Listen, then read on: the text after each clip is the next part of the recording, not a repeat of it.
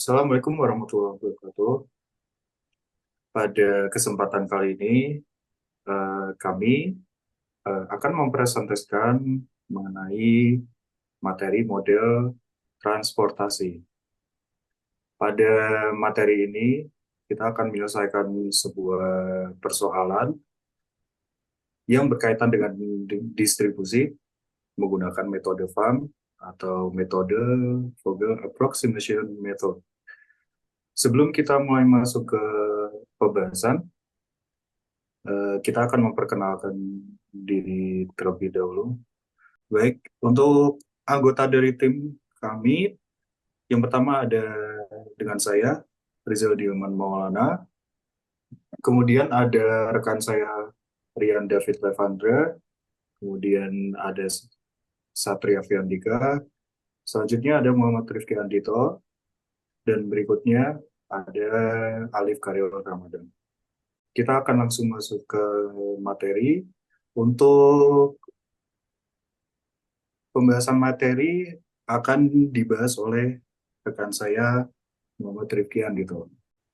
Metode FAM. Metode FAM atau disebut juga Vogel Appreciation Method lebih sederhana penggunaannya karena tidak memerlukan fosfat atau jalur tertutup. Metode FAM dilakukan dengan cara mencari selisih biaya terkecil dengan biaya terkecil berikutnya untuk setiap kolom maupun baris. Kemudian pilih selisih biaya terbesar dan alokasikan produk sebanyak mungkin ke sel yang memiliki biaya terkecil. Cara ini dilakukan dengan secara berulang sehingga semua produk sudah dialokasikan.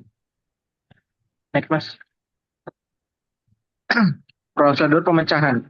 1. Hitung perbedaan antara dua biaya terkecil dari setiap baris dan kolom. 2. Pilih baris atau kolom dengan nilai selisih terbesar, lalu beri tanda kurung. Jika nilai pada baris atau kolom adalah sama, pilih yang dapat memindahkan barang paling banyak. 3. Dari baris atau kolom yang dipilih pada cara 2, tentukan jumlah barang yang bisa terangkut dengan memperhatikan pembatasan yang berlaku bagi baris atau kolomnya serta sel dengan biaya terkecil. 4. Hapus baris atau kolom yang sudah memenuhi syarat sebelumnya, artinya supply telah dapat terpenuhi. 5. Ulangi langkah 1 sampai dengan langkah 4 hingga semua alokasi terpenuhi. Contoh soal, suatu perusahaan kopi mempunyai 4 pabrik produksi dan 6 gudang penyimpanan hasil produksi.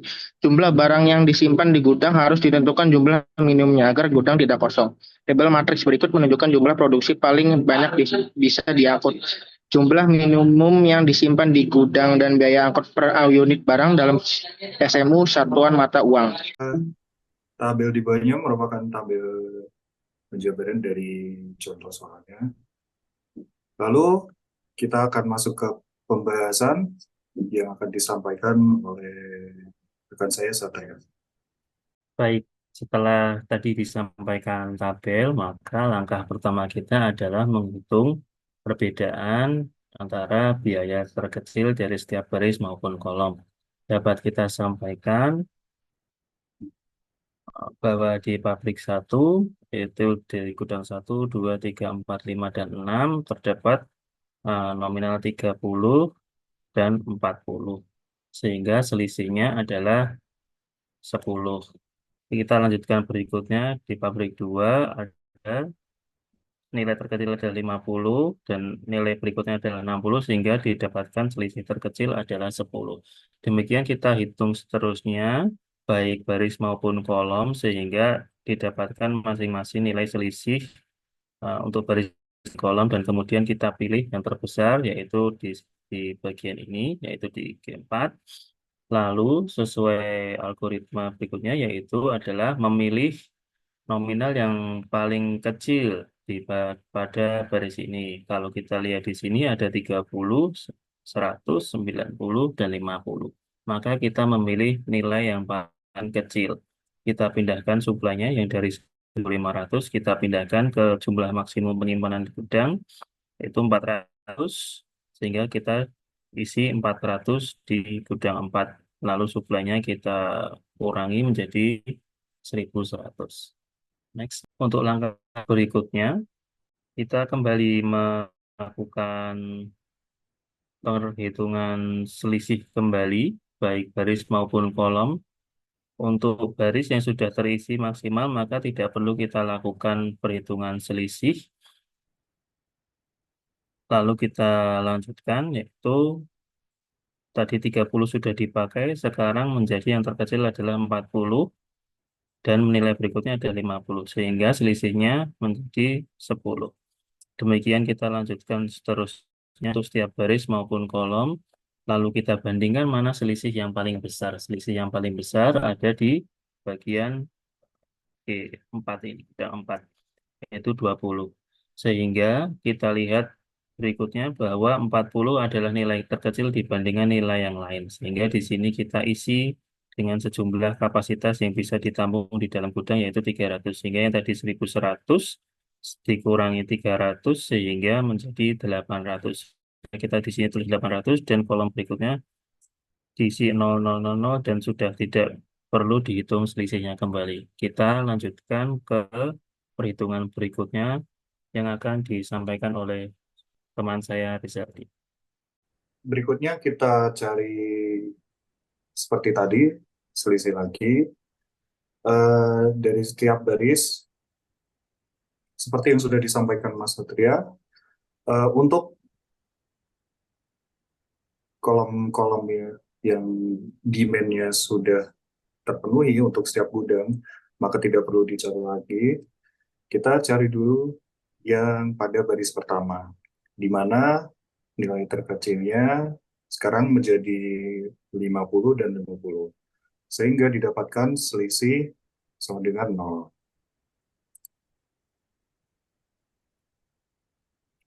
Kemudian di baris keduanya juga nilai terkecilnya ada 50 dan 60, sehingga didapatkan selisih 10, dan seterusnya.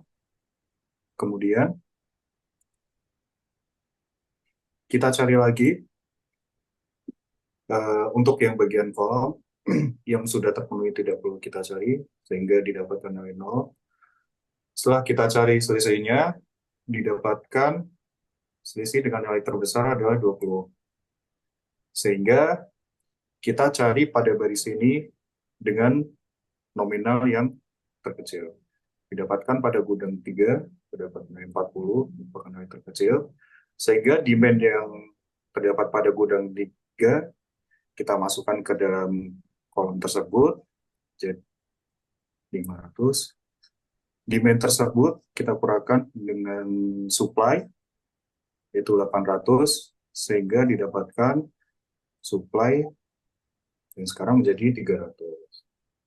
Kemudian untuk kolom-kolom berikutnya diisi dengan 0, karena demand-nya sudah terpenuhi. Lanjut, sama seperti tadi, kita cari lagi selisihnya untuk setiap baris dan setiap kolom. Kemudian didapati bahwa selisihnya yang terbesar adalah 10, dan di sini 10-nya ada banyak ya. Maka kita pilih salah satu. Di sini kita mengambil pada baris ke-4 atau di P4 ini, karena di sini masih tersisa supply 300 lebih.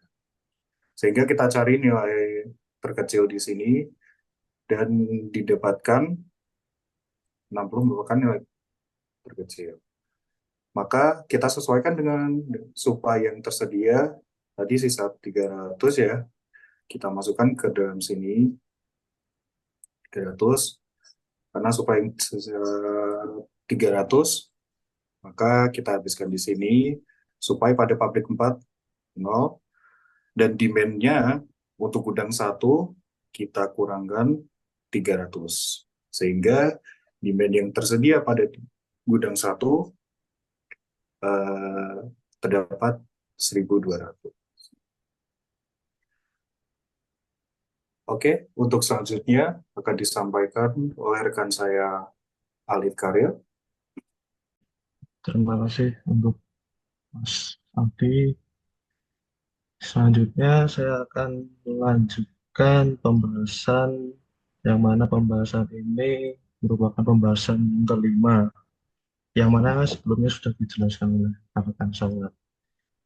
Pada pembahasan yang kelima ini, seperti yang telah dijelaskan sebelumnya, kita mencari selisih, yaitu antara selisih baris dengan selisih kolom, yang mana itu nanti selisihnya didapatkan dari setiap biaya yang tercantum pada tabel tersebut.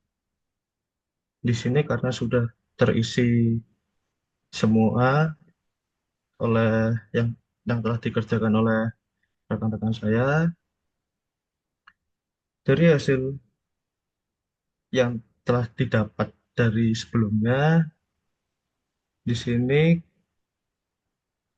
saya akan mencari selisihnya, yaitu mencari selisih biaya terkecil dengan biaya terkecil berikutnya.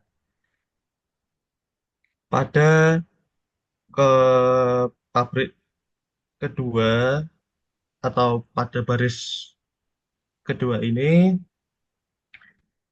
ditemukan bahwa lim- baris yang selisih barisnya didapati 10. Terus untuk pabrik pertama didapatkan selisih barisnya kosong, pabrik ketiga didapatkan selisihnya 10, pabrik keempat karena sudah terpenuhi jadinya kosong. Lalu untuk kolom, selisih kolomnya di gudang 1 di sini didapati 30, untuk gudang 2 didapati 10, untuk gudang 3 kosong, untuk gudang 4 juga kosong karena sudah terpenuhi, untuk gudang 5 juga kosong, untuk gudang 6 juga kosong. Nah, dari selisih yang ada di sini, kita temui bahwa untuk menentukannya, kita pilih yang paling besar. Di sini kita temui di gudang 1, yaitu terdapat pada selisih kolom, yang mana kita dapati senilai 30.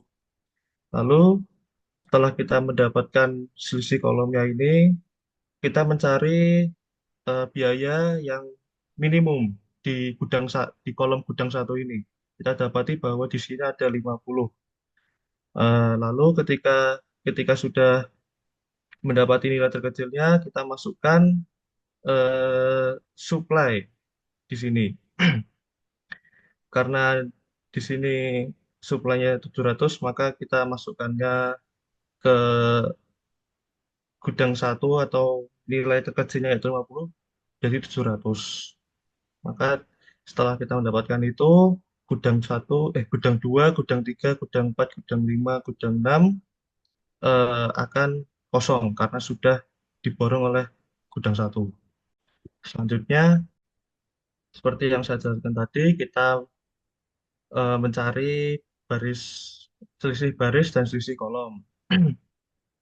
Bahwa sini kita sudah dapati bahwa selisih barisnya di sini yang pabrik 1 itu kosong, selisih baris pabrik 2-nya kosong, selisih baris pabrik 3-nya terdapat 10, selisih baris pabrik keempat kosong. Dan untuk selisih kolomnya di sini untuk gudang 1 terdapat 20, gudang 2 terdapat 10, untuk gudang 3 kosong, gudang 4 kosong, gudang 5 kosong, dan gudang 6 kosong. Karena untuk kolom G2 sampai G6 sudah terpenuhi. Sudah terpenuhi.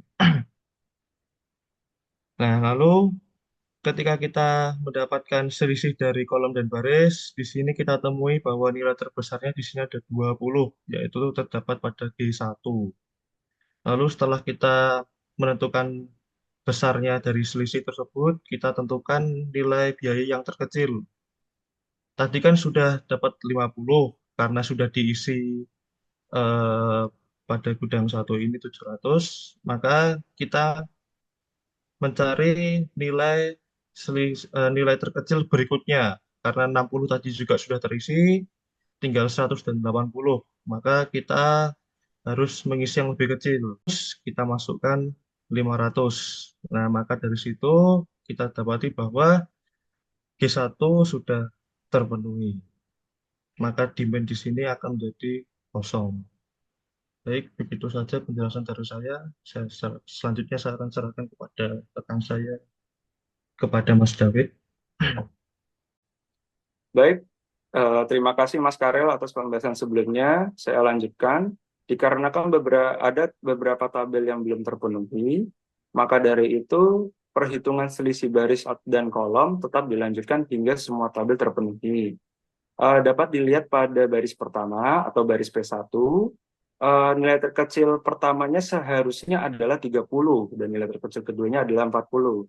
Tetapi mengapa di sini pada selisih baris kita mengambil nilai kecil pertamanya 50 dan nilai kecil keduanya adalah 50 juga? Karena nilai 30 dan 40 sudah terpenuhi. Kita mengambil nilai terkecil yang belum terpenuhi saja. Maka dari itu pada baris pertama untuk selisih baris kita mengambil 50 dikurangi 50 sama dengan 0. Ketentuan tadi dilanjutkan hingga baris itu selesai ataupun baris P4.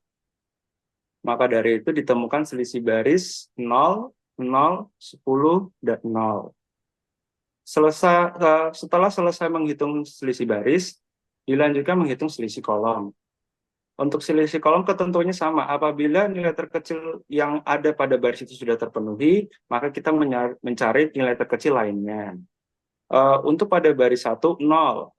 Untuk kolom 1, maaf, itu adalah 0, dikarenakan semua tabelnya ataupun nilai pada kolom 1 itu atau kolom G1 sudah terpenuhi semua. Untuk kolom kedua atau G2, nilai terkecil yang di sini yang dipakai adalah nilai kecil pertama adalah 40 dan nilai terkecil kedua adalah 50. Maka dari itu melakukan pengurangan menjadi 10. Untuk kolom ketiga atau G3 itu tidak perlu karena kan sudah terpenuhi semua dan G4 sudah terpenuhi juga. Untuk G5 nilai terkecil pertamanya adalah 50 dan nilai terkecil keduanya adalah 50 juga. Maka dari itu hasilnya adalah 0. Untuk G6 karena semua sudah terpenuhi, maka dari itu selisih kolom untuk G6 adalah 0. Setelah menghitung selisih baris dan selisih kolomnya, kita dapat mencari nilai terbesar nilai terbesar dari selisih kolom dan selisih baris. Dari tabel yang dapat kita lihat itu terdapat dua nilai terbesar dengan nilai 10.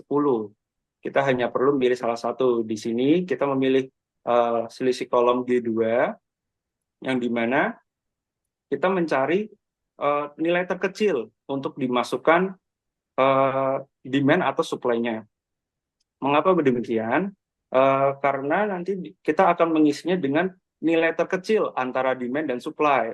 Kita lihat dulu bahwa nilai demand pada G2 adalah 600, sedangkan untuk nilai supply adalah 500. Kita masukkan nilai terkecilnya, maka dari kita masukkan 500. Dan 500 untuk supply sudah terpenuhi, maka pabrik 3 ataupun baris 3 itu sudah terpenuhi semua. Untuk dari demand, dari 600 sisa 100, masih ada 100. Baik, dikarenakan masih ada beberapa tabel yang belum dipenuhi, maka akan dilanjutkan ke perhitungan selanjutnya. Mengapa di sini tidak ada perhitungan seperti tadi? Dikarenakan dapat dilihat secara sekilas bahwa tabel yang belum terpenuhi adalah G2 kolom G2 baris pertama dan G5 baris pertama. Ya, kita isi dengan sisa dari demand tersebut karena untuk supply sudah terpenuhi semua, sudah bernilai 0. Sedangkan untuk demand masih terdapat 100 dan 700 dari kolom 2 dan kolom 6. Maka dari itu, untuk sisa nilai yang belum terpenuhi, kita isikan dengan demand dari masing-masing kolom tersebut.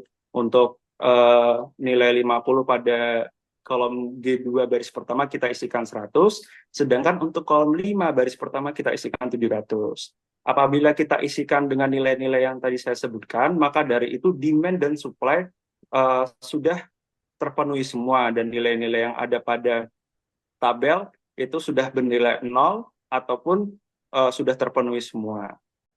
Baik, maka dari itu kita dapat menghitung biaya total atau Z dengan cara bagaimana kita mengkalikan antara satuan SMU yang nilai satuan SMU tadi dengan demand atau supply yang telah kita masukkan. Seperti contoh 40 dikali 300 dan seterusnya. Kita isikan semua yang bernilai lebih dari 0 ataupun yang bernilai sesuai dengan demand atau supply-nya tersebut, dan kita isikan dan kita kalikan. Lalu setelah kita kalikan, kita jumlahkan. Di sini dapat dilihat bahwa dari perhitungan kami ditemukan bahwa dari soal yang ada ditemukan biaya total atau Z senilai Rp197.000. Baik, sekian penyampaian materi dari kelompok kami mengenai metode transportasi menggunakan model VA. Semoga penyampaian materi ini bermanfaat, baik itu bagi pembelajaran untuk teman-teman atau untuk penonton lain. Terima kasih atas perhatiannya. Sekian presentasi dari kami. Apabila ada salah kata, dimaafkan. Sekali lagi terima kasih. Wassalamualaikum warahmatullahi wabarakatuh.